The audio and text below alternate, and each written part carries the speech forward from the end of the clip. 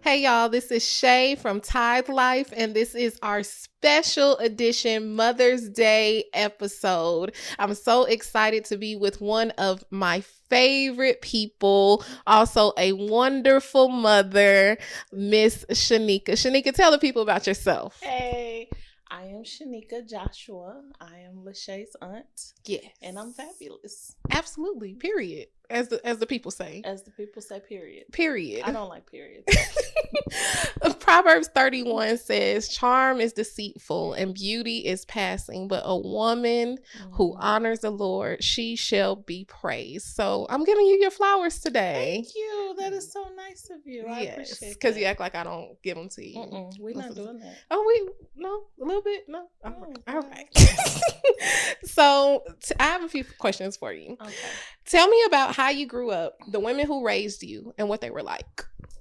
Okay, so I grew up in Houston, Texas. I'm from Houston, Texas, with my mother and my grandmother and a lot of aunts, mainly my grandmother's sisters, but very strong women, very independent women, outspoken women, who really shaped who I am today. Yeah. So you would say that you're very outspoken I can and strong. be. Yeah, absolutely. Yeah. Yeah. All right. Black girl magic. Period. Again. When did you recognize that you wanted to be a mother?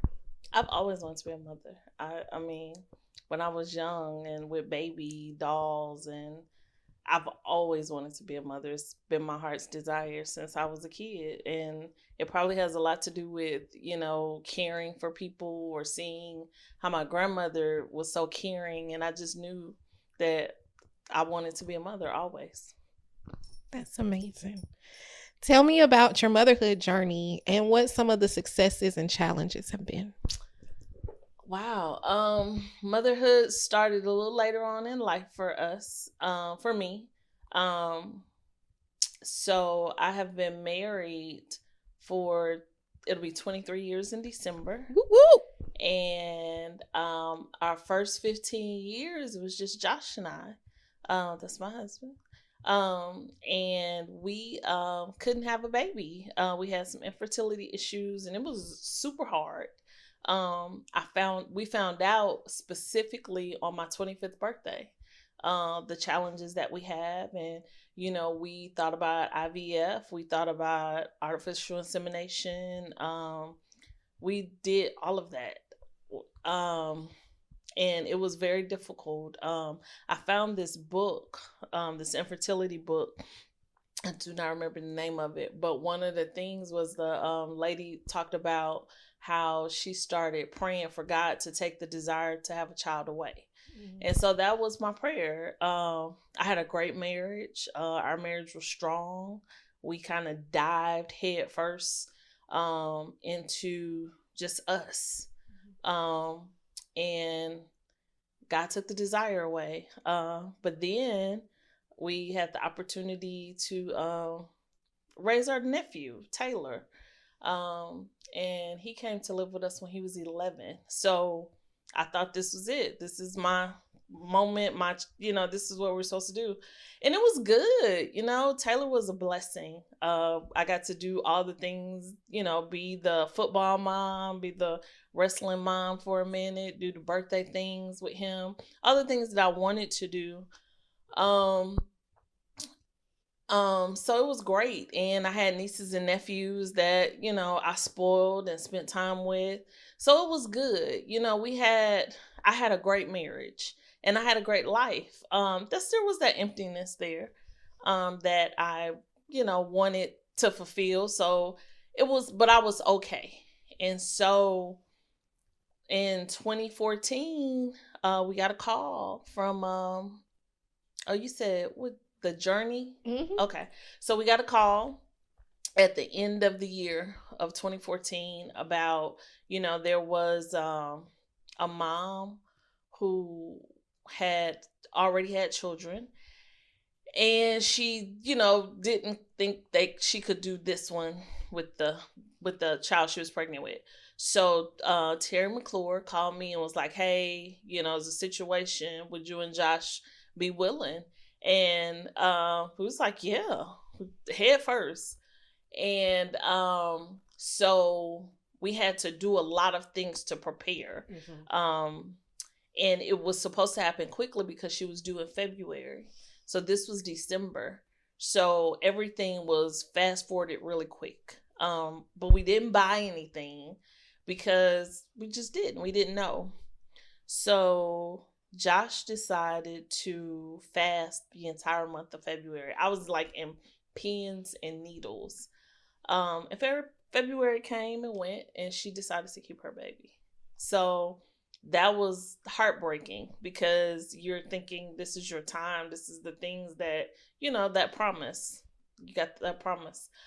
And so February came, and March came, and so at that point the social worker at the specific hospital, Piedmont Fayetteville, she had our name and she knew we wanted a baby. So different people would come in from time to time who were pregnant and say they wanted to give up their kid. Some of them was addicted to different drugs. And so we had to go through this class where it showed us what drugs were really bad for you. So, if you did cocaine, that may not have been the worst thing. The worst thing was alcohol. Alcohol can destroy a baby's brain. And so it seems like every week she was calling us, I may have a baby, but the baby was addicted to something. And I started asking her to just call Travis because it was a lot. It was too much. And I was still trying to get over the February baby that I thought was supposed to be mine. So, end of March came, and March 31st, we both went to work and we were going to be off for spring break. And the lady called Josh, and on the 31st, and he called me on the way. He was like, "Hey, they have a baby and they want us to come." And I was like, "Here we go. Yeah, they got a baby."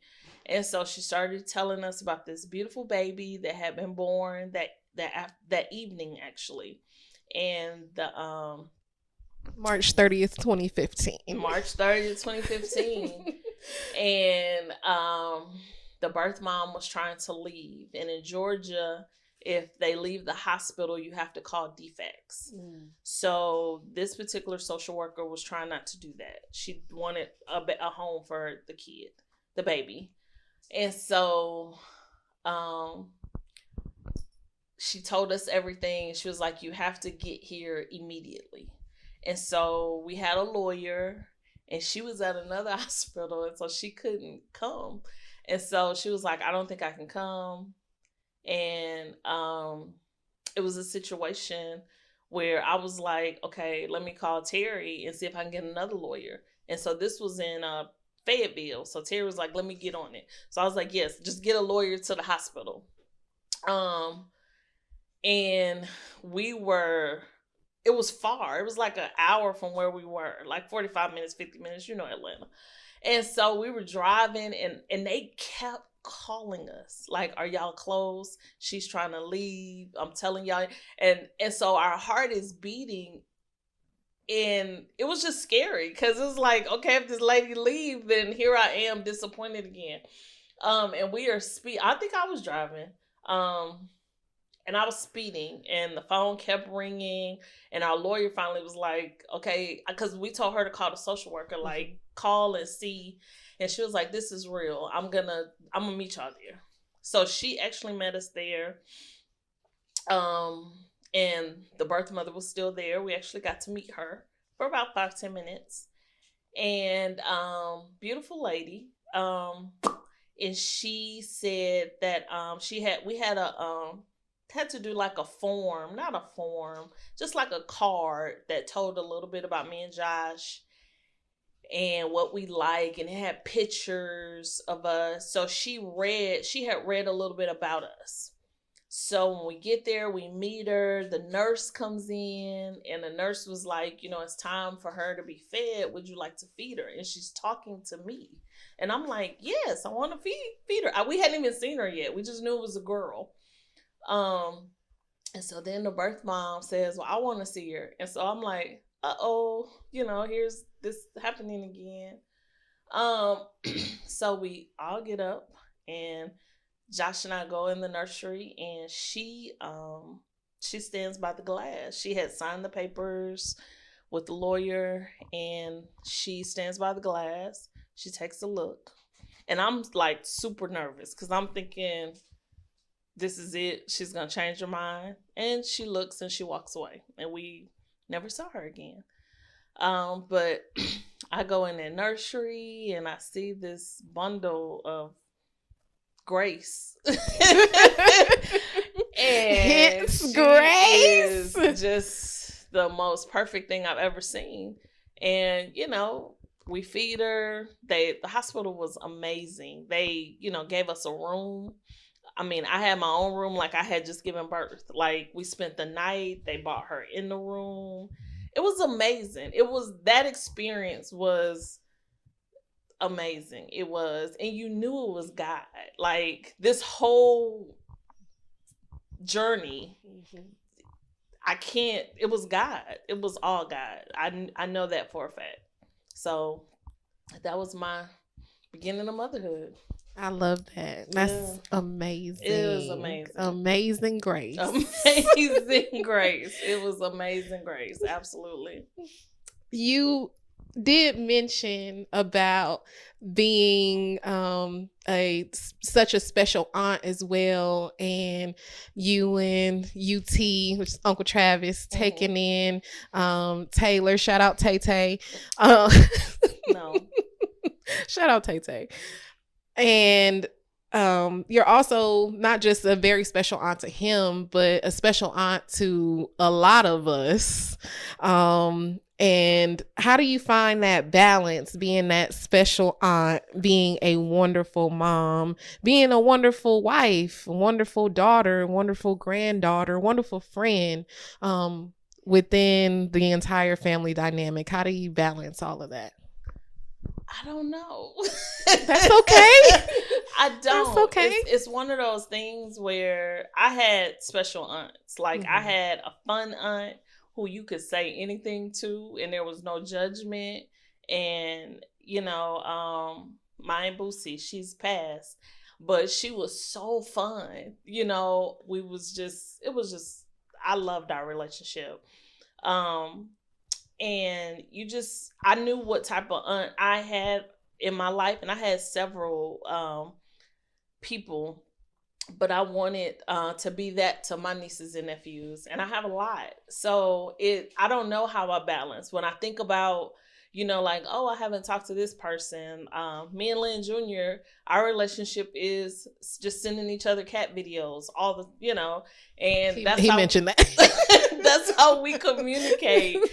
We just send each other cat videos, and Grace and I'll call him and what you doing.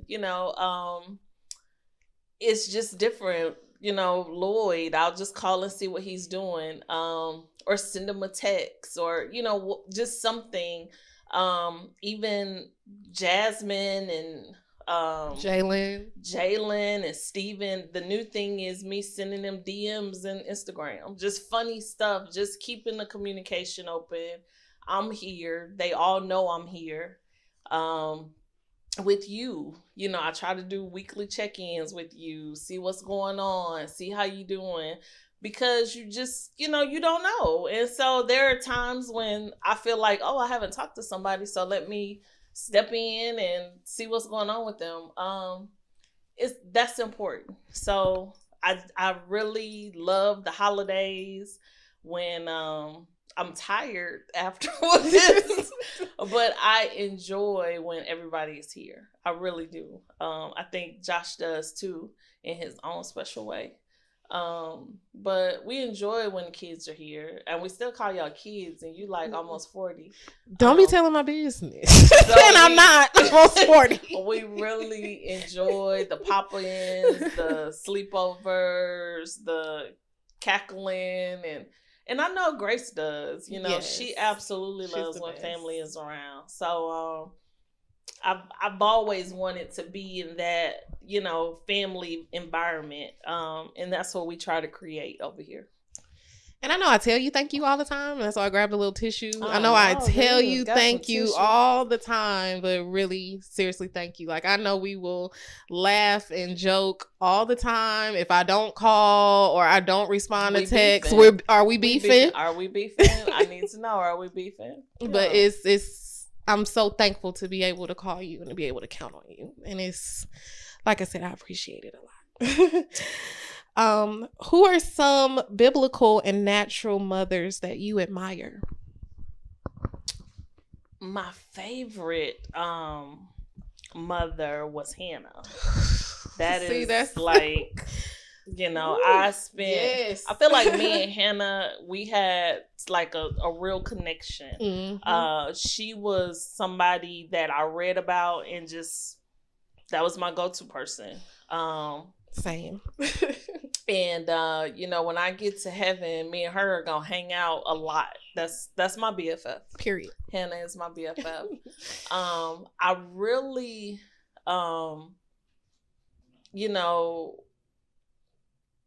the other one is Mary. And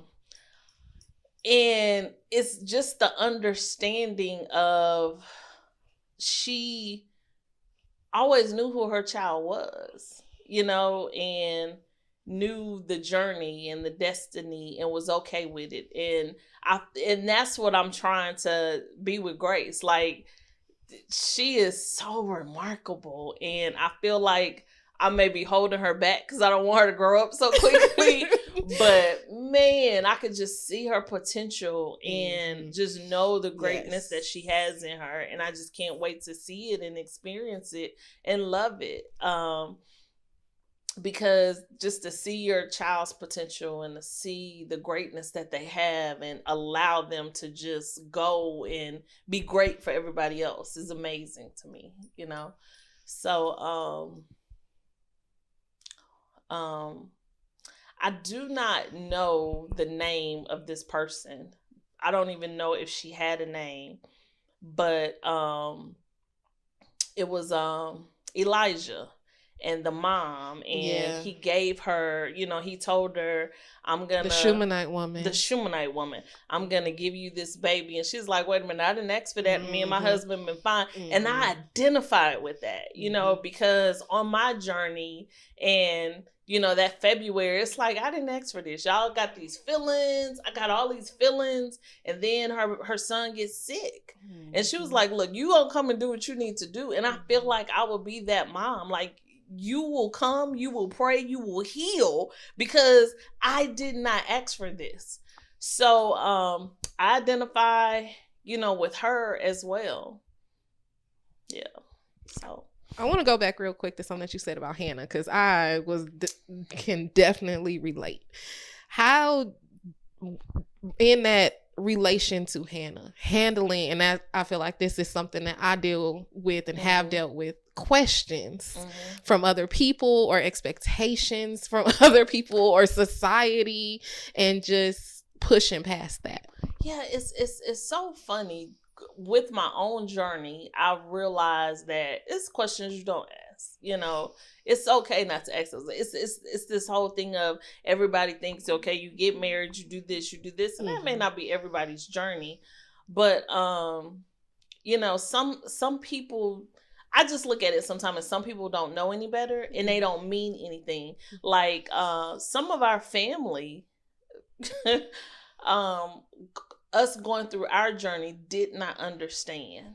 And it was the most hurtful time. We were upset at parents or friends or, and they don't mean anything. They just don't know what to say, how to say it. And you just kind of, or joke about it. And it's not funny. To us, it's not funny. So you have to, for me, I had him. We had each other, and that was solid. I can honestly say it was solid. Now, is it, do we have challenges? Of course, every marriage goes through something. We have, but I had a solid partner that when it hurt real bad, I could lean on my partner. Yeah. And that was important. The communication was important. Not to think about the outside world. As long as Nika Josh was tight, it was good. And we followed that same thing today. As long as Nika Josh is good, it's good. Forget what's going on outside. We good, so everything else is good. Amen. Shout out to the spouses, to the husbands. Hey. What lessons, of course, this being tithe life, so a little, at least one money question. Money. What lessons, if any, did you receive from women or a woman about money? It's funny, my grandmother always said, this is not a good lesson, but she always says, you just got to keep some on the side for you, just in case. Like, just in case. I'm like, just in case what? You just need to have your own. But no, to have one thing. So, I am the CFO of the family. Mm-hmm. And it's important to me to make sure my family has everything they need, good, bad, and ugly. They need to have everything they need. Just like the Proverbs 31 woman, that's what we are. That's who we are. Mm-hmm. And some women, the man handles everything, and that's fine. But just to make sure that we have all the necessities and we are givers. We are loving people. We are kind people. Grace loves to give offering, and we make sure that she does that. She is a giver, and I want to raise a giver. I want to raise just a kind-hearted person who will just give to what she needs or mm-hmm. who needs something. Yeah. I love that. And she's just the best all around. Last question. What is your advice to moms and those desiring to be moms? The ones who are desiring to be moms, to just keep praying, keep trusting God. Because it's God's timing. And, just that's what my journey showed. 15 years, it was just us, and we focused on us, and that was what was important to us. And I thought the answer that he gave us was a no, but the answer was a wait. And I'm preparing this situation, this baby for you, and I had no idea. But just to be patient, for the ones who want to be a moms, and for the moms, it's okay. We're going to have bad days. We're going to get it wrong, but it is okay. Didn't nobody die, so it's good.